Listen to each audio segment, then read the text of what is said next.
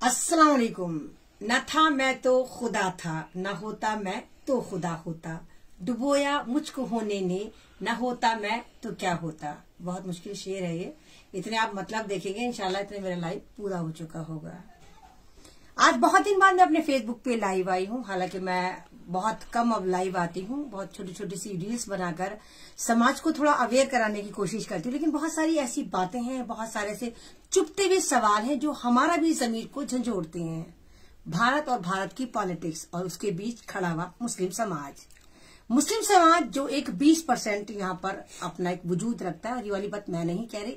हमेशा जब भी इलेक्शन होते हैं तो तमाम अपोजिशन पार्टियां, तमाम लीडिंग पार्टियां हला फाड़ के चिल्ला रही होती हैं 80 और 20 का खेल। 80 और 20 का खेल का मतलब यही है कि भारत में 20% मुसलमान है। लेकिन ये तमाम पॉलिटिकल पार्टी जब भी इलेक्शन होते हैं तो मुस्लिम समाज को दरकिनार कर देती हैं। अब आप दिल्ली को ही उठाकर ले लीजिए। दिल्ली के तारीख में, मतलब दिल्ली की तारीख जब से हमें याद है आज तक हमने नहीं देखा कि दिल्ली की 7 सीटें यहाँ पर कभी किसी मुसलमान को एमपी का टिकट दिया गया हो। ये बिल्कुल मत समझे कि हम मुसलमान नहीं रहते। अल्हम्दुलिल्लाह 2 सीटें ऐसी हैं, अगर किसी मुसलमान को टिकट दिया जाए तो आंख बंद करके जीत सकता है।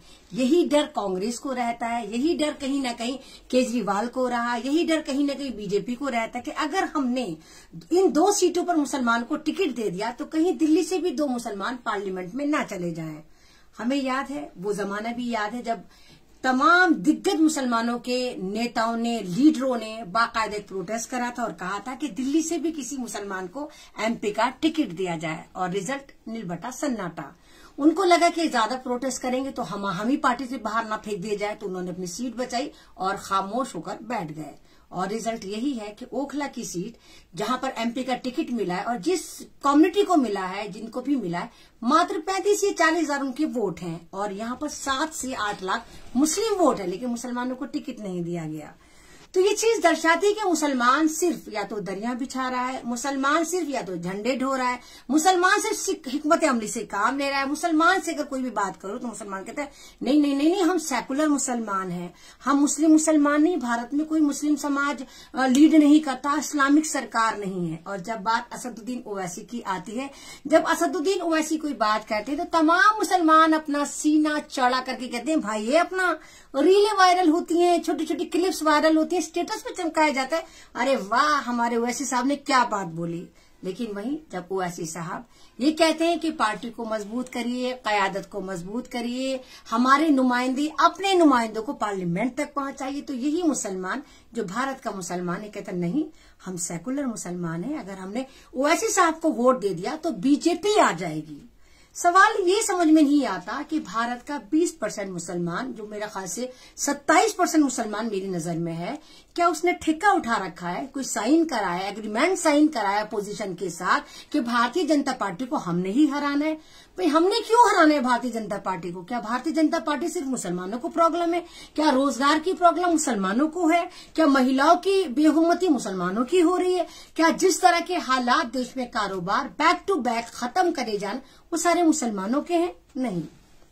लेकिन क्योंकि मुसलमान बड़ा जज्बाती होता है, मुसलमान तो एक ऐसी कौम है कि बहुत जल्दी मतलब किसी की भी इसमें आ जाता है कि हाँ भाई बीजेपी आ जाएगी तो ये करेगी वो करेगी।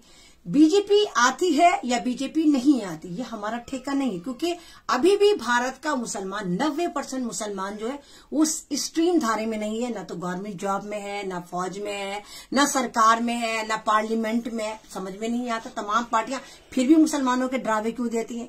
और जब असदुद्दीन ओवैसी साहब की पार्टी या तो यूपी में परफॉर्म कर रही होती है, कहीं भी परफॉर्म करने जाती है, तो सबसे पहले यही मुसलमान निकल कर आते हैं और कस्में खाना शुरू कर देते हैं ये तो बीजेपी की बी टीम है।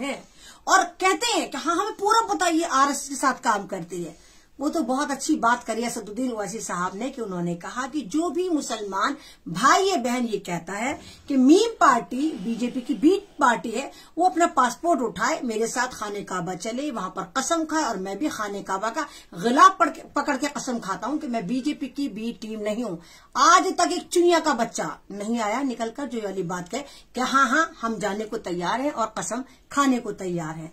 तो बात चल रही थी मुसलमानों की। उत्तर प्रदेश का हाल देखिए, उत्तर प्रदेश में भी लगभग टिकट बढ़ चुके हैं। भारतीय जनता पार्टी ने साबित करा कि मोदी का परिवार तो बेशक हो सकता है भारत, लेकिन इस परिवार में मात्र जो है वो 100 करोड़ यानी सिर्फ 100 करोड़ भारतीय हैं, वो मोदी जी का परिवार है। क्योंकि मोदी जी ने कहीं से कहीं तक भी किसी मुसलमान को टिकट नहीं दिया है, और मोदी जी ने कहा कि मेरे परिवार में सिर्फ भारत के हिंदू लोग हैं, मुसलमान नहीं है।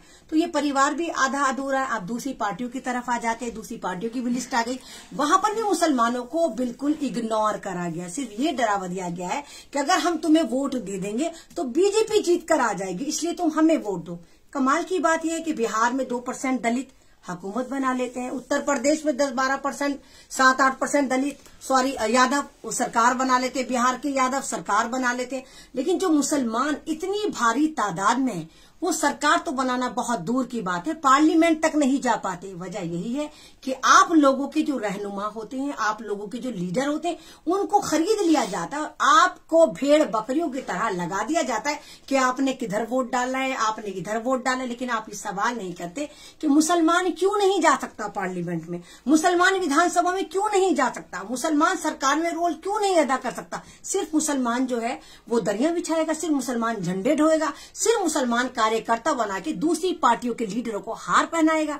तो ये वाली बात आपको सोचनी चाहिए। और शायद यही वजह है कि आपकी क़यादत, आपकी सियासत, आपके अंदर जो जज्बा है हुकूमत करने का, वो कहीं ना कहीं दम तोड़ चुका है। और आप लोग इतने जबरदस्त मफलूज हो चुके हैं, हैंडीकैप्ड हो चुके हैं कि आज आपको इस्लामिक फोबिया के नाम पर मारा जाता है, आपकी मसाजिद को शहीद करा जाता है, आपकी बेटियों की हिजाबों को नोचा जाता है, आपकी दाढ़ियों को टारगेट करा जाता है, आपके मदारस को टारगेट करा जाते हैं, आपके कुरान को टारगेट करा जाता है।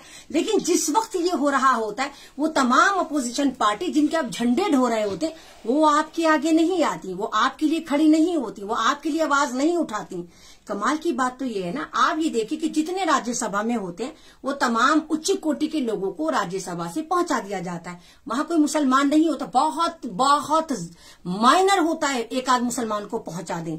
20-25% भारत में मुसलमान है, वहां राज्यसभा में पहुंचने वाले बहुत तीर मारो तो 2-3 निकल कर आते हैं। और लोकसभा की जब बात आती है तो यहाँ दलितों को खुश करा जाता है, आदिवासियों को खुश करा जाता है, दूसरी कम्युनिटी को खुश करा जाता है। यहाँ मुसलमानों को फिर इग्नोर कर दिया जाता है कि नहीं, तुम तो सिर्फ मोदी से डरते रहो, तुम तो सिर्फ भारतीय जनता पार्टी को जीतने मत देना, हाँ हमारे लीडरों को, हमारे बंदों को तुम जिताते रहो।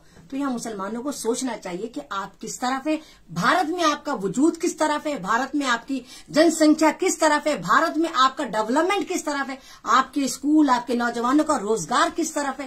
तो ये मुसलमानों को सोचना चाहिए। और मुसलमानों को ये भी सोचना चाहिए, जब दलितों ने 2 लाख से ज्यादा अपनी पार्टी बना रखी है, दलित का हर बंदा लेके अपना झंडा उठाए फिरता है, दलित के किसी बंदे को अगर नजला हो जाए सारे चैनल बावले हो जाते हैं और उसको दिखाते हैं, मुसलमानों के लिए नहीं दिखाते। तमाम तरह दलित को चमका रहा होता है। आपने जिस तरह देखा, भानु प्रताप साहब है एडवोकेट, उन्होंने बोला कि एनआरसी में हमने मुसलमानों के लिए आवाज उठाई, हम मुसलमानों की मॉब लिंचिंग पर आवाज उठाते, लेकिन मुसलमान हमारे साथ नहीं देते। आप लोगों ने सवाल नहीं करा कि भानु प्रताप जी आपको एडवोकेट किसने बनाया? आपको तो यही नहीं पता कि एनआरसी मुसलमानों का मुद्दा नहीं थी, एनआरसी मुसलमानों का भी मुद्दा थी। और अगर एनआरसी भारत में लागू होता है भानु प्रताप जी, तो आपको ये बात बता दूं कि मुसलमानों के पास तो फिर भी 10 या 12% पेपर निकल आएंगे, लेकिन दलितों के पास ना तो पेपर है, ना एजुकेशन है, ना वोटर आईडी है, ना आधार कार्ड है। तो सबसे ज्यादा नुकसान जो होता है वो दलितों को होगा। भानु प्रताप साहब ने कहा कि मुसलमानों की मॉब लिंचिंग पर वो बात करते हैं।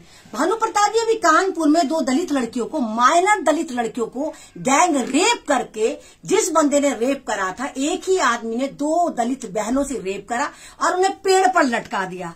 आप तो वहां नहीं गए, वहां आप बोले नहीं तो न्यूज भी नहीं बनी।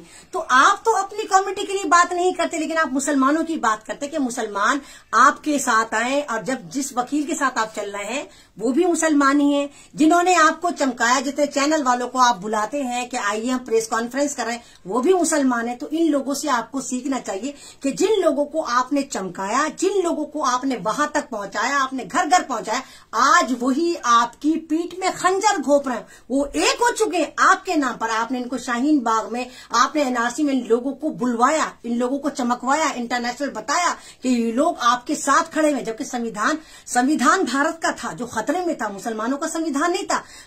कुरान खतरे में नहीं था, अल्हम्दुलिल्लाह कुरान खतरे में जा ही नहीं सकता, भारत का संविधान खतरे में था।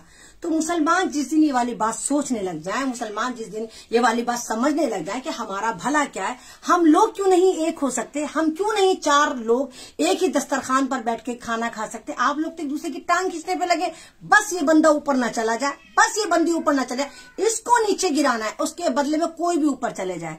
तो अगर आपकी गफलत खत्म हो जाए और आप में एका हो जाए और आप लोग समझे, पॉलिटिक्स को समझे कि किसनी सीट पर मुसलमान का वोट रेशियो क्या है और इस सीट पर मुसलमान कैंडिडेट होना चाहिए था, और आप अवेयर हो जाएं और बाकायदा इसके लिए एक मुहाज खोलें, पार्टियों से बात करें कि हमें यहाँ पर हमारा बंदा चाहिए। सवाल ही नहीं उठता कि पार्टी आपका नहीं मानेगी, आप बहिष्कार करिए, आप वोट का बहिष्कार करिए, आप निर्दलीय उम्मीदवार खड़ा करिए या कोई मुस्लिम पार्टी बनाइए, जो मुस्लिम पार्टी है उनको सपोर्ट करिए। मैं नहीं मान सकती कि आप कामयाब नहीं होंगी।